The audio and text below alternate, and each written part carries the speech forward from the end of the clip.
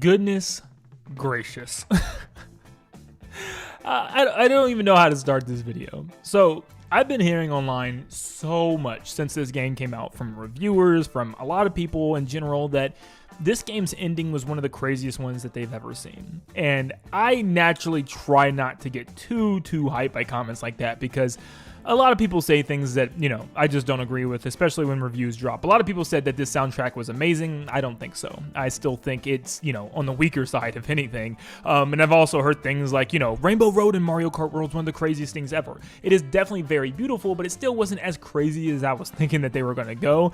So when I heard this, I was keeping my expectations in check, thinking it's going to be really good, but it's probably not going to be anything to really make me pop off or anything like that. But when I tell you that this is genuinely, and I'm not joking, the greatest ending to a video game I have ever played, hands down so far, I truly mean it. And this goes as far as some of the best endings for some of the best Kirby games. You guys know how HAL Labs absolutely cooks at the end of their games.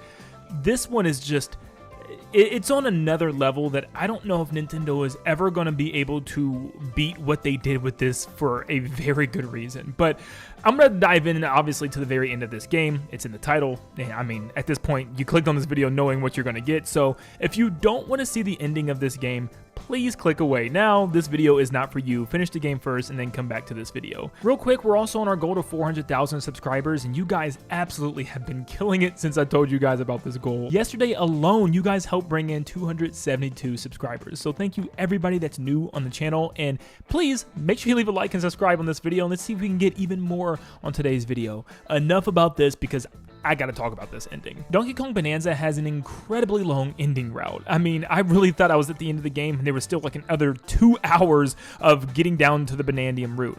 But you're on your journey to the route. You get to this very shiny, beautiful looking area, and all the signs and fractones of everybody down there is like, warning, stay out, get out of here, you're not supposed to be down here. And it gives off a very eerie feeling. Like, this is supposed to be exciting and fun and, heartfelt as you get to this core, and they're supposed to be like cheering you on, but everybody's telling you like to leave, go away, and the music gets ominous, and it's just like, it starts giving you a couple, chills going down your body. I was like, what the heck am I about to go into? And then you go into this giant room, and obviously you can see the Banandium root down on the ground, but it doesn't really look like what at least I thought it was going to look like. It looked very weird. The bananas around it were even like molted and, turning black. So I just thought somebody was down there messing with the actual root underneath the ground. I didn't put much thought into it. And then you get into a battle with Void Kong. And I actually like the Void Kong battles in this game. You're like chasing him around. He's chucking every type of material in the world at you. And you have to like turn off the machines and punch him in the center and stuff and chase him around the area. It was really well crafted. Then when you defeat him, you and Pauline try to go touch the root, and then Void Kong wakes up and actually turns Donkey Kong into a rock, kind of like he does with Pauline, which I thought was pretty funny, which is weird though, because Odd Rock, which is just Pauline in rock form, she could hop around, move around, and talk and everything, where Donkey Kong was like frozen in place. So that was a little strange. I was actually kind of hoping that maybe there was like some type of boss battle or something we had to do where we controlled Pauline. That would have been pretty cool. Where like Donkey Kong was like brainwashed or something and we had to fight Donkey Kong. But nope, he's just like a frozen rock, and then Pauline would have to sing her little song in order to break him free, which is actually a very beautiful song. I think it's actually called like, Breaking Free or something like that. I don't know. It's played in the credits theme though, but it's a really beautiful song, and it actually like really got me emotionally involved into the game even more. And I love this whole scene of her just singing as loud as she can to break him free. Donkey Kong breaks free. Void Kong says, "Screw you guys," and goes for the Banandium root, before out of freaking nowhere, King K. Rool pops out and punches this monkey square across the galaxy. I mean, this guy flies so far. We don't even see him in post-game. At least I haven't found him yet. So I don't know if he's like stuck in some layer or something, but I mean, he gets punched to oblivion. I mean, he has to be dead, right? King K. Rool picks up Void Kong's banana telephone thing that causes him to transform things and, curse things as he, wishes. But King K. Rool's in this game. Now, I will be honest, stupid people online have spoiled it for me. I saw pictures everywhere, literally day one, of people's profile pictures being King K. Rool, people posting pictures of King K. Rool. I just kind of was spoiled multiple times. I knew he was here, but it still was a shock that was him in the ground. Yeah, that was his stomach and belly button sticking out of the ground, his gold stomach. That is freaking hilarious. Surrounded by, you can see like the molten bananas, the green fog kind of illuminating beside him. It was all right there, plain as day. But oh my gosh, that is one of the greatest reveals ever for a character that's been missing for over 20 years. What makes this ending so good is the more you start digging into what K. Rool's plan was and the things that were happening throughout the game, you start to see a connection and you start realizing, oh, this just makes so much sense. It's also funny when you see him buried in the ground, but he's also kind of dancing and wiggling to Pauline's song that she's singing. If you really look closely, that's so freaking good. So yeah, apparently he's been stuck down here with the Kremling Crew this whole time, which is so strange because this is like, why did he come down here for this route and actually get stuck in the dirt right there? Was he actually stuck until Void Kong released him? Yeah, they give like an actual plot reason for why he's been missing from any Donkey Kong Country game or any Donkey Kong game period for the last 20 plus years. K. Rool dives into a hole to go even deeper to the actual route, and it makes me wonder, were the Fractones like actually warning us about K. Rool this whole time? And if so, why didn't they just say something? You know what I mean? Instead of just saying, escape, leave, move, leave. You know, they could have been like, hey, there's a big alligator down there with his belly sticking out of the dirt, acting like the Banandium route. That's not him. So I don't know if it's like unclear that they just wanted, you know, us to leave the area. It's just a sacred ground. Or if they knew about K. Rool and wanted us to leave to protect us. But either way, it's still awesome. But we chase after K. Rool into the hole to an absolutely stellar second half of the ending. It's not even second half, just like phase 2 of 7. We jump into this hole to a whole nother area to reach the core. There's a giant statue of K. Rool down here and some more of these crocoid creatures, but nope, they're not crocoids anymore. It's actually the Kremling Crew, because the entire Kremling Crew, for the most part, is down here with K. Rool helping him as well. These are actual Kremlings that we get to see in full 3D since like Mario's Super Sluggers. This is crazy to me, and it blew my mind. And obviously, we knew that the crocoids look like skeletal versions or fossilized versions of the Kremlings. I still wonder if that's what they are. You know, did Void Kong just use, you know, skeletal fossilized versions of the Kremling Crew in order to fight for him? It's just so many questions I have, but still, I was just like, this is so cool. But little did I know we were just getting started still. Those weird bird bat creatures reappear, but they start making a very familiar sound as they charge toward you. And I'm like, oh my gosh, those are Neckies from Donkey Kong Country, which were the crow enemies from those games. And then they don't stop there. They actually go on to show you that pretty much all those weird looking fossilized creatures that worked for Void Kong, they're just fossilized versions of the Kremling Crew. And like each area shows you a new one. Here are the claptraps from Donkey Kong Country, but they're in these little metal casings as they're chomping toward you. There's also an area full of different types of critters with their clubs waiting for you to come by so they can swing them at you. I love this. But there's even more reveals, like those buzzoids the entire time were literally just zingers from Donkey Kong Country, which were the bees. The TNT critters are even here that jump into their barrel and run at you and then explode. Those rolling creatures the entire time, yeah, those were just army armadillos. But finally, after chasing K. Rool and fighting his crew, you will find King K. Rool down at the actual Banandium route, where he'll cover himself in brand new banana armor, which actually makes him look like an elder. But this fight with K. Rool is so awesome. It has a classic remix of the very first boss theme from Donkey Kong Country. And not to mention, he also uses things like his giant blunderbuss, but it's big and golden this time around, as he's all banana-fied. But it looks so freaking cool, and you'll use all your transformations in order to dodge things, except for like the bird. I didn't really need to use the bird, which is strange that they didn't, you know, throw the ostrich in there for some reason. But yeah, this was so much fun, and punching the giant rock back at him just felt so good. You then knock him out and then fly up through the ceiling in order to get back to the surface, but for some reason it shows the logo and it now shows it all like Kremlingified or King K. Roolified, which obviously means game ain't done yet. Of course, it shows you the credits, and then it stops halfway through, very similar to the very first Donkey Kong Country. King K. Rool wakes up and uses his propeller book bag from Donkey Kong Country 3's boss fight and flies all the way up in order to fight you for a round 2, where he'll try to like fly at you. You'll pick up chunks of banana and actually throw it at him in order to knock him into the surrounding dirt levels. He'll then fly after the route, and you'll actually bust out of the ground to New Donk City?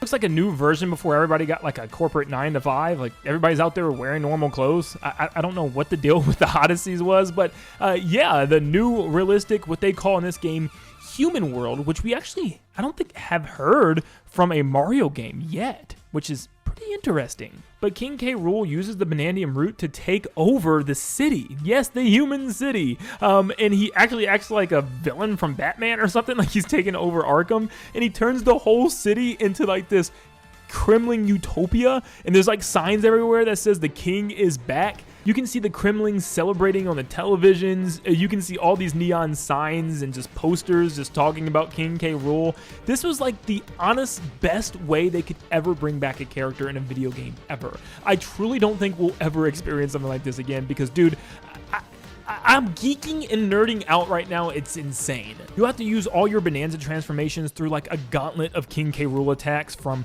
you know, King K. Rool style dirt and materials jumping out of the lava, from the Kremling Crew trying to hit you as well. And it's the fact that this doesn't just look cool. This is one of the coolest levels in the entire game.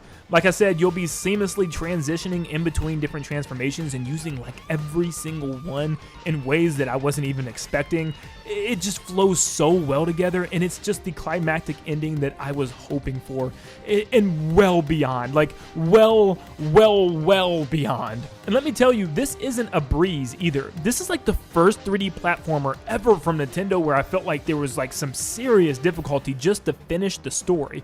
Lots of kids aren't going to be able to finish a lot of this stuff because, oh my gosh, they throw the gauntlet at you. Like, it is actually very challenging. I died a couple of times and messed up a lot just trying to switch to transformations and pay attention to what's going on. But also, I think a problem was I was so overstimulated by everything that was happening. I still haven't even processed the fact that, let alone K. Rool is here and his army is here, but he's taken over a human city of New Donk City. Like, do you understand how insane this sounds? You'll then fly over to the final area, which is a giant boxing ring, which of course is a direct callback from Donkey Kong 64. Even the headlights are exactly the same from that final boss fight of that game, with 4 giant headlights flying above, and even with the little propellers, it looks like the flying croc where the final boss from Donkey Kong Country 2 took place.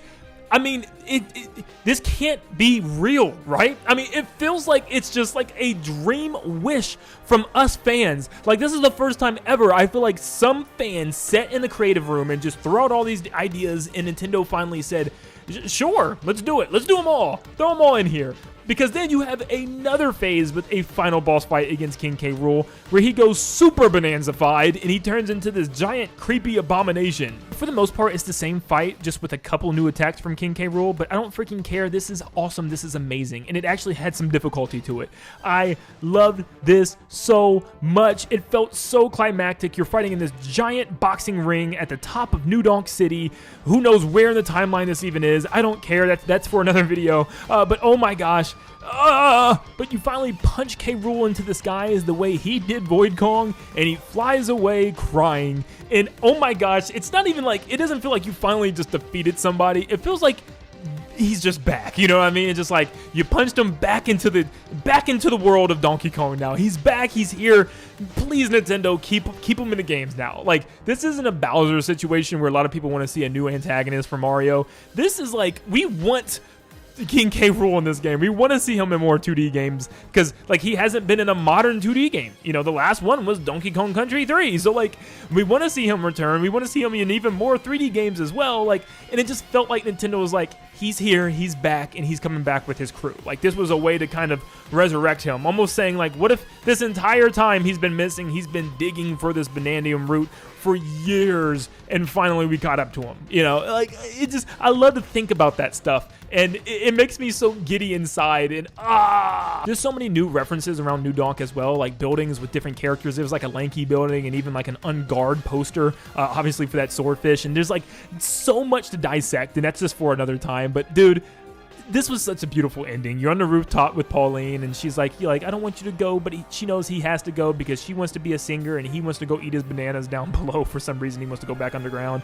But obviously, this isn't the end. There's a little post-game, too. I'm currently playing through that, so I'll talk about that when I'm done. Donkey Kong dies through the hole, punches in the title screen, and of course, the credits roll. And it plays Pauline's new song, which is really good. Honestly, I think it's better than Jump Up Superstar. I think it's better than Break Free from Super Mario Odyssey's ending. I think it's just a beautiful song. This ending is the most well-crafted ending I have ever seen, not in just Nintendo games, but in video games ever. I love this ending. It wrapped up an awesome game in a beautiful way that I have not even experienced with the greatest of Mario and Kirby endings. So I am so so happy with what they were able to do. I wish I wasn't spoiled because Nintendo did such a good job just completely hiding King K. Rool. There were hints for sure that they gave us, and there were little things that we could dig. You've seen all the, you know, rumors and all of the, of course, you know, predictions and theories online of us coping with a K, but obviously it came to fruition. It happened. It came true. King K. Rool is back, and what an amazing way for them to bring him back. I'm sorry. I know I'm just yelling at the mic. I know a lot of this video is way too loud, and I don't even care. Just turn your headphones down. It's too late for that now. Probably should put a warning at the beginning, but wow. What an experience. This oh my gosh. I know it's still early, and I want to make sure that I'm not, like, you know, recency bias saying things, so of course I need to play the rest of the game, 100% the game, and go through my final thoughts, but I don't see how in the world this is not better than Super Mario Odyssey. And Mario Odyssey is held in regards as my favorite Mario game, that and Mario Sunshine, you know, where I felt like those games would never be passed. But Donkey Kong Bonanza was just something special, man, and that ending really just solidified it. But man, I'm on my high right now. There's so much stuff to talk about with this game. I'm gonna dive into the content soon, but let me know down below what you thought of the ending. Let me know how you felt. Like, was it a surprise for you? Did you get spoiled by K. Rool like I did, or was it a surprise? Because man, if I didn't know that K. Rool was already in this game, that surprise alone, even though we've been speculating for months, that surprise of him coming out and punching Void Kong, because my mind did not click that was King K. Rool's belly sticking out of the dirt. It didn't click. I just thought it was some weird looking Banandium root or something. It would have completely caught me off guard. I'd be like, what? I hate people that spoil things. I hate you all. But thank you so much for tuning in. Make sure you leave a like and subscribe before you head out. King K. Rool is back. I hope you all have a blessed day. I'll see you all on the next one. See you guys.